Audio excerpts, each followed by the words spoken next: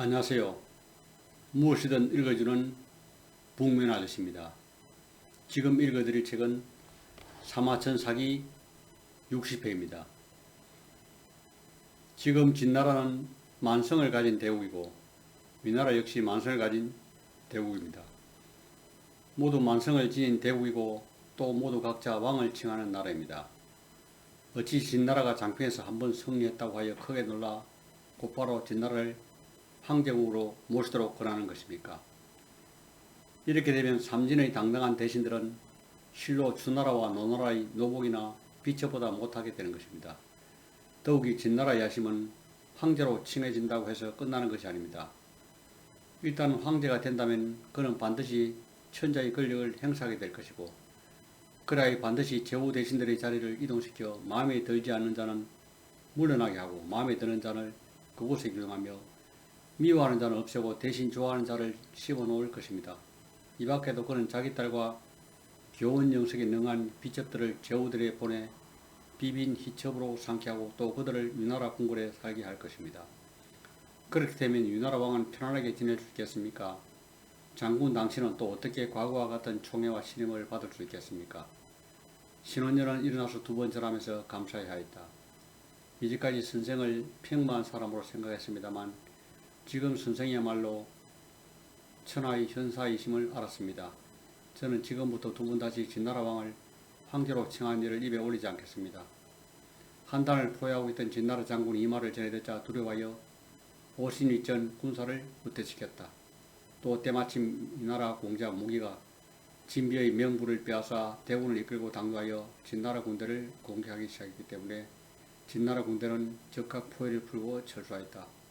평원군은 노중련에게 땅을 떼어 감사의 표시를 하려 했으나 노중련은 세 차례에 걸쳐 거듭 사용하며 끝내 받지 아니했다. 그래서 평원군은 잔치를 베풀고 술자리가 한창 무르익었을 때 자리에서 일어나 노중련 앞으로 가서 천금을 바치면서 감사를 표하였다. 그러자 노중련은 웃으며 말했다. 천하 사람들로부터 존경을 받는 고사가 고개 한가득은 그가 남을 위하여 환난을 물리치고 분란을 해결하면서도 어떠한 보상을 구하지 않기 때문이고, 만약 무엇인가를 얻고자 한다면 이는 장사체의 행위인 것이지 나 노중련은 결코 할 수 없는 일입니다. 노중련은 평군에게 하직 인사를 하고 떠난 뒤 다시는 만나지 않았다. 지혜로운 자는 머뭇거리지 않고 용감한 자는 죽음을 무서워하지 않는다. 그 후 22년 뒤 연나라 장군이 제나라 요성을 공략하였다. 그런데 일부 요성 사람들이 연나라로 가서 연나라 장군을 모함했다. 연나라 장군은 죽임을 당할까 두려워하여 요성을 지키면서 본국 연나라에 귀국하지 않았다. 제나라의 전단이 요성을 1년여 동안 공략했지만 많은 전사자만 내고 함락시키지 못하고 있었다. 이에 노중련은 연나라 장군에게 다음과 같은 편지를 써서 화살에 매달아 성안으로 쏘아보냈다. 지혜로운 자는 시기를 놓쳐 이익을 얻지 못하지 아니하며 용감한 병사는 목숨을 구하고 죽음을 두려워하여 명성에 먹칠을 하지 아니하고 충성스러운 신하는 먼저 자신을 고려하면서 그 뒤에 국군을 고려하지 아니한다고 합니다. 지금 장군은 모함을 당한 한때의 분노 때문에 옛나라 왕이 신하를 잃은 사실을 고려하지 않으니 이는 불충의 표현입니다. 또 목숨을 잃고 요성을 잃어도 제나라의 그 명성을 떨칠 수 없으니 이는 용감하지 못함의 표현입니다. 그리고 공로도 무너지고 명성도 잃게 되면 후세에 누구도 장군을 칭찬할 수 없으니 이는 지혜롭지 못함의 표현입니다. 이러한 세 가지 측면을 지닌 사람은 임금이 신하로 삼지 아니하며 유색들도 그를 칭찬하지 아니합니다. 그러므로 지혜로운 자는 머뭇거리지 않고 용감한 자는 죽음을 무서워하지 않는 법입니다. 지금이야말로 생사 영역과 기천 좀비를 선택하는 때이며 이런 기회는 두 번 다시 오지 않을 것입니다. 아무쪼록 깊이 생각하여 세상의 속인들과 똑같이 생각하지 않기를 바랍니다. 지금 장군이 피폐한 요성의 백성을 가지고 제나라의 전병력을 막아낸 것은 마치 목적이 주나라를 막아낸 것과 같고 인육을 먹고 인고로 불을 떼면서도 병졸들이 반란을 꾀하지 않고 도망할 생각도 없는 것은 손빈의 군대와도 비길 수 있을 것입니다. 장군의 재능은 이미 천하의 이름을 떨쳤습니다. 그러나 내가 장군을 위해 생각해 볼 때 검화와 무기를 보존하여 연나라로 귀국하는 것이 가장 좋은 방법이라고 생각합니다. 연나라 왕은 틀림없이 기뻐할 것이고 장군이 안전하게 귀국하면 선비들과 백성들이 모치 부모를 본인처럼 할 것이며 장군의 친구들은 팔을 걷어붙이고 천하에 장군의 업적을 밝힐 것입니다. 그래서 위로는 임금을 보좌하여 무신화를 제하고 아래로는 백성들을 위하며 유색을 도와 국정을 바르게 하며 풍속을 고쳐나가며 장군의 공명은 자연히 이룩될 것입니다. 만약 기구할 것이 없으시다면 연나라와 세인들의 어른을 물리치고 동쪽 제나라에 오시는 것이 어떻습니까? 제나라 왕은 장군에게 땅을 떼어주고 봉호를 내려 장군을 부유하게 할 것이니 이는 진나라가 위엄에게 돛땅을 준 것과 상하에게 상땅을 준 것과 같습니다. 그렇게 자손대대로 이어져 제나라와 함께 오래도록 존속할 수 있으니 이 또한 한 가지 계책이 될 수 있습니다. 이 두 가지 계책은 명성도 떨치고 동시에 두터운 이익도 얻을 수 있습니다. 바라건대 장군께서는 깊이 생각하셔서 신중하게 그중 한 가지를 택하시기 바랍니다. 나는 조그마한 절개를 꾀하는 사람은 큰 이름을 드러낼 수 없고 조그마한 부끄러움을 싫어하는 사람은 큰 공을 세울 수 없다라는 말을 들었습니다. 옛날 관중이 황공을 활로 쏘아서 허리띠에 고리를 맞춘 일은 실로 반역행위였습니다. 또 자기가 받들던 공자규를 버리고 함께 죽지 아니했던 것은 죽음을 두려워하는 표현이었으며 잡힌 몸이 되어 수갑과 착고를 차게 된 것도 치욕스러운 일이었습니다. 이러한 세 가지 행설이 있는 자는 세상의 군주가 신하로 삼는 것을 좋아하지 않고 향의의 사람들도 사기를 싫어합니다. 그러나 당시에 관중이 유폐되어 다시 감옥에서 나오지 못하고 다시 그대로 옥사에서 제나라에 들어오지 못했더라면 오직 치욕에 가득 찬 오명을 뒤집어 썼을 것입니다. 노빌도 그 이름이 함께 불리는 것을 부끄럽게 여길 정도인데 세속인들이야 더 말할 것도 없습니다. 그런데 관중은 옥중에 있는 몸을 부끄럽게 여기지 않고 다만 천하를 바르게 잡지 못함을 부끄러워했으며 공자 규를 위해 죽지 않았음을 부끄럽게 생각지 아니하고 제후들의 신임을 받지 못한 것을 부끄럽게 생각했습니다. 그러므로 관중은 스스로 세 가지 행실의 과거가 있으면서도 치욕을 견디고 공명을 이루기를 노력하였습니다. 그리하여 관공에게 중용되어 제나라를 다스리고 천하를 바로잡았으며 9번 제후들을 배명시켜 춘추호패의 창시자가 되었고 이로 인하여 그의 명성은 천하의 어떤 사람보다 높았고 그의 명예는 이웃나라까지 들치게 되었습니다. 또한 조말은 노나라의 장군으로서 3번 싸워서 3번 모두 패하고 500리 땅도 잃었습니다. 당시에 만약 조말이 다시 되돌려 생각하지 않으면서 물러나지 않고 조그만 절개를 위하여 스스로 목을 찔러 자결했다면 그는 패군지장의 악명을 영원히 뒤집어 쓸 수밖에 없었을 것입니다. 그러나 조말은 3번 패한 것에 개의치 아니하고 노나라 임금과 계략을 꾸며 황공이 천하의 제후를 모아 해압할 때 단지 칼 한 자루를 손에 쥐고 단상에 올라갔습니다.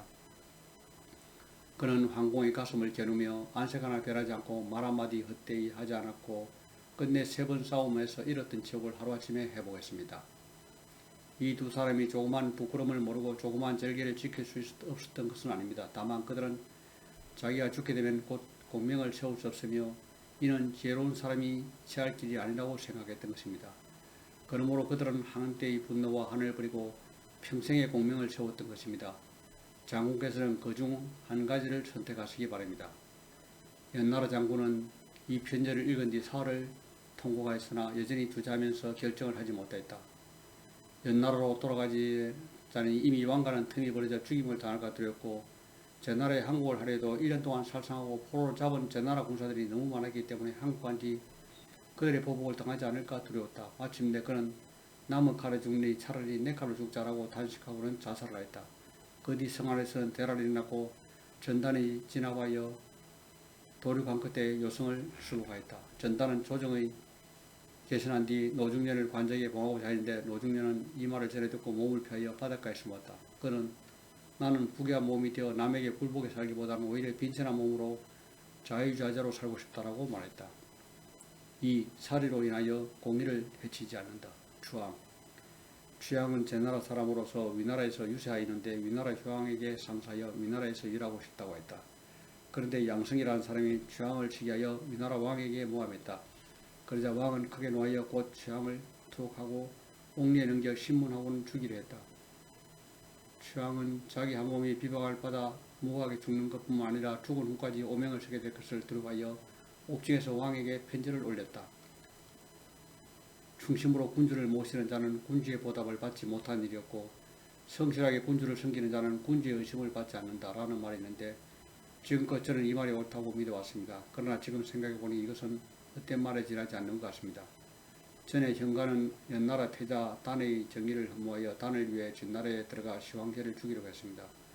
그런데도 태자단은 현가가 진나라에 가지 않을 것이라고 의심했습니다. 지금 저는 모든 충심과 정성을 다하고 모든 계책을 내어 군주께서 저를 이해하시기를 바랐지만 결국 대왕 주변의 사람들이 이를 알지 못하고 오히려 저를 옥리에 넘겨 심으하니 사람들이 저를 의심하여 설사 현가가 다시 살아온다고 해도 태자단 역시 깨달지 못할 것입니다. 바라온컨대 대왕께서 이러한 사실을 살펴주십시오. 또 변화는 초나라 왕에게 보물구슬을 바쳤지만 왕은 그의 발을 잘랐고 이사는 충성을 당해 군주를 선택했으나 오히려 이체 황제 호해에 의하여 요참의 걱정에 처해졌습니다. 그러므로 기자가 미치광이를 가장하고 저벼가 세상을 피하여 숨어 산 것은 이러한 우환을 당할 것을 두려워했기 때문입니다. 바라온컨대 대왕께서는 변화와 이사의 본의를 새삼하게 고찰하셔서 초왕이나 호해처럼 차문을 가볍게 믿지 마시고 절대로 저로 하여금 기자나 저벼가 비웃지 않도록 해주십시오.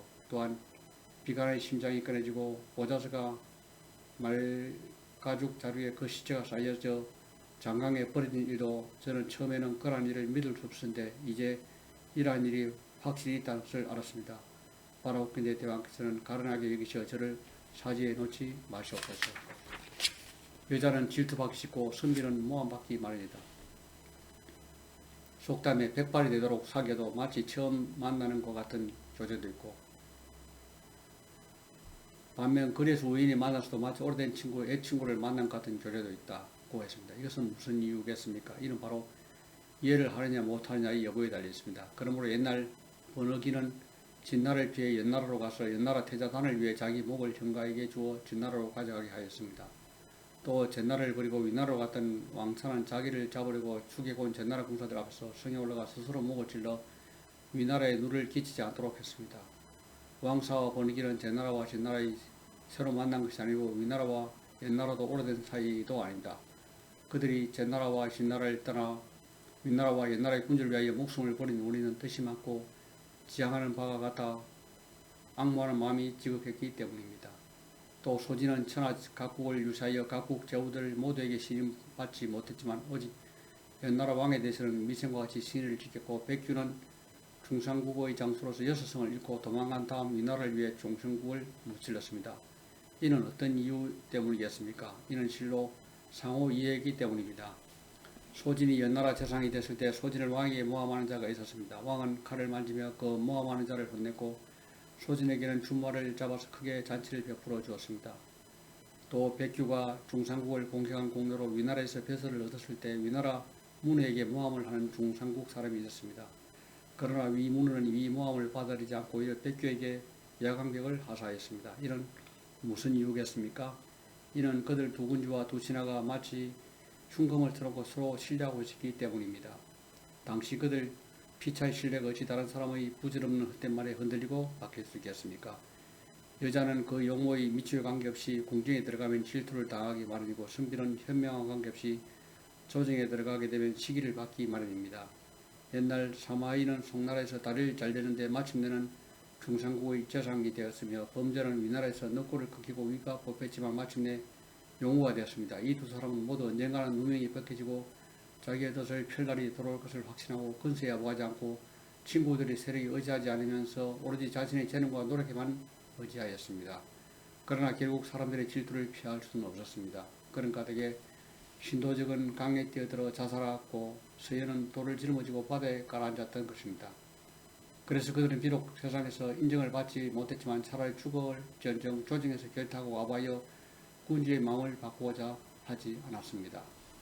그렇기 때문에 백리에는 비록 거리에서 걸치했지만 진나라 목국은 그에게 국정을 위임하였고 영측은 수레밑에서 소를 기르고 있었지만 제나라 왕국은 그에게 국사를 위임하였습니다. 이 두 사람은 처음부터 조정에서 배설을 하면서 주의 칭송을 받아 목공이나 황강에게 발탁되었던 것이 아닙니다. 군주와 신하의 마음이 서로 통하고 회의가 서로 부합하여 서로의 친밀함이 마치 악교치를 한 것보다 더 굳게 되고 감정의 교류가 형제처럼 되어 분리시킬 수 없게 된 것이었습니다. 그러니 그들의 감정이 어찌 무사람들의 말에 의하여 비옥되고 이간될 수 있겠습니까? 이것으로 글 읽기를 마치겠습니다.